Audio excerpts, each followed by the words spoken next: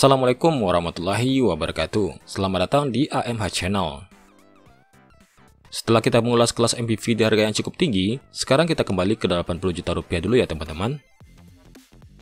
Ada beberapa MPV yang mungkin kurang familiar di jalanan, tapi ini sangat layak dibeli. Karena dengan budget 80 juta rupiah, MPV berikut ini sudah menawarkan banyak fitur dibandingkan kompetitor di kelas yang sama.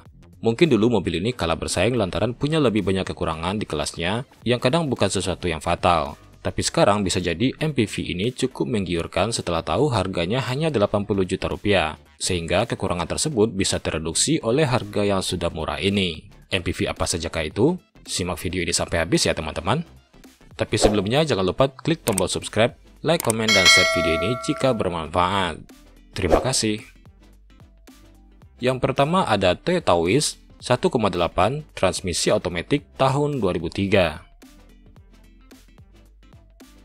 Toyota Wish hadir hanya sebagai unit CBU di Indonesia. Tidak heran populasinya sekarang tergolong langka. Berada di kelas yang sama dengan Honda Stream, Toyota Wish menawarkan fitur yang tergolong premium. Walaupun unit CBU, Toyota Wish memakai mesin yang sama dengan Toyota Corolla Altis, sehingga masalah perawatan cukup mudah.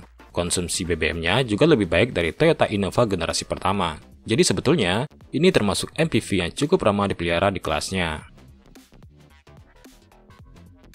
Kode mesinnya 1ZZFE 1800cc, 4 silinder, 16 katup DHC. Tenaga maksimalnya 130 horsepower, torsi maksimalnya 170 Nm. Rasio kompresi 10:1, transmisi matic 4 speed, dan berpenggerak roda depan. Untuk fiturnya cukup banyak nih teman-teman. Sudah dilengkapi dengan auto headlamp, rem ABS plus EBD, power window, electric mirror dengan electric retract, kunci immobilizer, AC digital auto climate, head unit monitor, dual SRS airbag, armrest individual di depan, sudah dilengkapi dengan sunroof, konsol tengah dengan cup holder, armrest baris kedua, print glass antena di sebelah kiri belakang, lampu bagasi, wiper dan defogger belakang, dan rem cakram depan belakang. Menurut kami, kelebihan dari Toyota Wish ini adalah desainnya masih futuristik, posisi berkendara ergonomis, radius putarnya tergolong kecil, mesinnya sama dengan Toyota Corolla Altis. Seperempat mesinnya masih banyak tersedia, perawatannya simpel, transmisinya halus, suspensi empuk, kabinnya kedap, suhu AC dingin, akomodasi kabin bagus, headrest baris kedua sudah ada 3 unit, dan pelipatan kursi baris ketiga 50-50 dan bisa rata bagasi.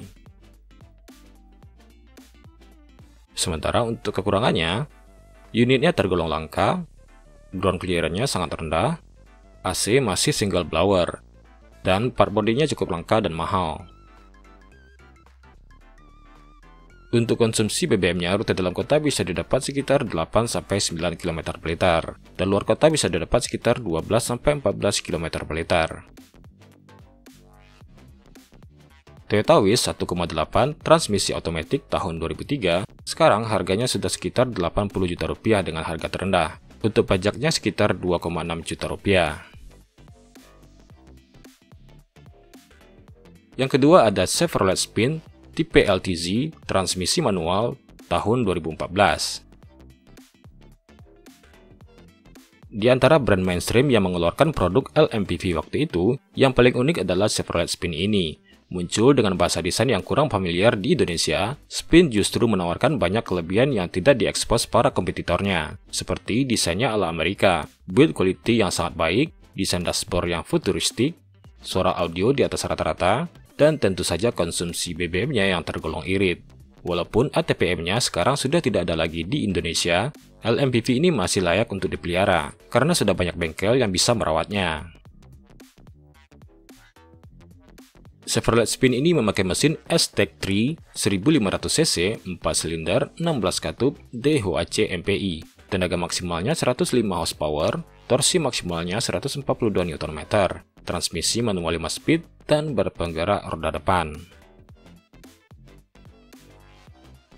Untuk fiturnya cukup lengkap di kelasnya nih teman-teman. Sudah dilengkapi dengan rem ABS plus EBD, power window, electric mirror, kunci immobilizer, height adjuster di kursi driver, speedometer digital, sensor sabuk pengaman, sensor pintu terbuka, tilt steering, dual SRS airbag, AC double blower, audio double din dengan Bluetooth, power outlet, USB port dan aux, seatbelt pretensioner, wiper dan defogger belakang, dan sudah dilengkapi dengan roof rail.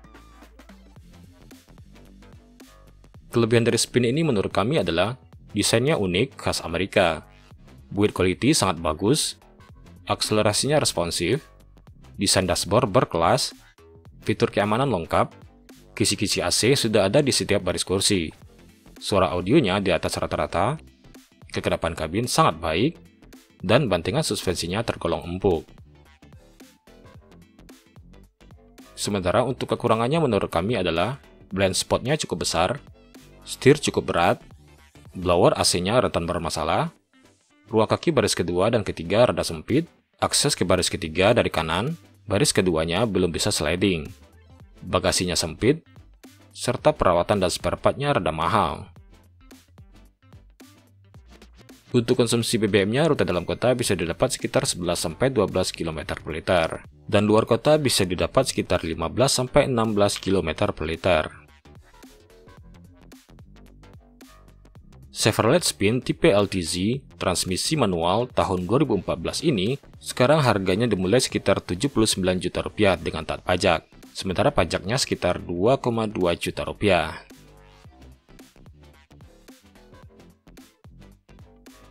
Yang ketiga, Peugeot 807 transmisi otomatis tahun 2003. Peugeot 807 dimasukkan melalui importer umum di tahun 2003, bersaing di kelas premium, sejajar dengan Toyota Alphard dan Honda Elysion waktu itu. Sebenarnya di kelasnya, Peugeot 807 punya kenyamanan dan fitur paling lengkap. Tapi di Indonesia, desain layout fitur Peugeot 807 ini dinilai sangat aneh. Beberapa fitur terlihat pintar, tapi fitur lainnya jadi terkesan nyeleneh, karena meletakkannya tidak seperti mobil pada umumnya. Tapi jika terbiasa, mobil ini sangat nyaman dikendarai. Bahkan banyak yang bilang, suspensinya melebihi Toyota Alphard waktu itu. Kapasitas mesinnya 1997 cc, 4 silinder, 16 katup, THC MPI. Tenaga maksimalnya 136 horsepower, torsi maksimalnya 190 Nm, rasio kompresi 10,8:1, transmisi matic 4 speed, dan berpenggerak roda depan. Untuk fiturnya sangat banyak nih teman-teman. Sudah dilengkapi dengan rem ABS plus ESP, auto projector headlamp, rain sensor, all auto power window, electric mirror dengan electric retract, tilt dan telescopic steering, tuas pengatur audio di bawah setir, 6 SRS airbag, MID monochrome, spion tengah auto dimming, head unit single din dengan 8 speaker, AC digital dual zone dengan auto climate, armrest depan individual, power sliding door, meja piknik, kursi isofix, serta sunshade di semua jendela. Kelebihannya menurut kami adalah fiturnya banyak dan unik. Kursi depan bisa diputar 180 derajat. Semua kursi model individual dan sangat mudah dilepas satu-satu. Tempat penyimpanan tergolong banyak, ruang kaki dan kepala luas, busa jok sangat empuk, suspensi super empuk, dan peredaman kabin sangat baik. Sementara untuk kekurangannya menurut kami adalah harus pakai BBM RON 95. Perawatan rada ribet dan mahal.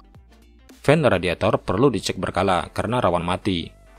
Ganti part harus lebih cepat dari umur normal. Dan oli maticnya juga harus cepat diganti. Serta kursi belakang khusus untuk 2 orang saja. Sementara untuk konsumsi BBM-nya, rute dalam kota bisa didapat sekitar 6-7 km per liter, dan luar kota bisa didapat sekitar 10-11 km per liter. Peugeot 807 transmisi otomatis tahun 2003 ini harganya sekarang hanya sekitar Rp80 juta, sementara untuk pajaknya sendiri sekitar Rp2,4 juta. Oke, itulah daftar MPV yang mungkin bisa menambah referensi teman-teman saat menentukan MPV terbaik untuk dibeli di harga 80 juta rupiah. Terima kasih sudah menonton video ini sampai habis. Dan jangan lupa like, komen, dan share video ini ya teman-teman. Sampai jumpa di video berikutnya.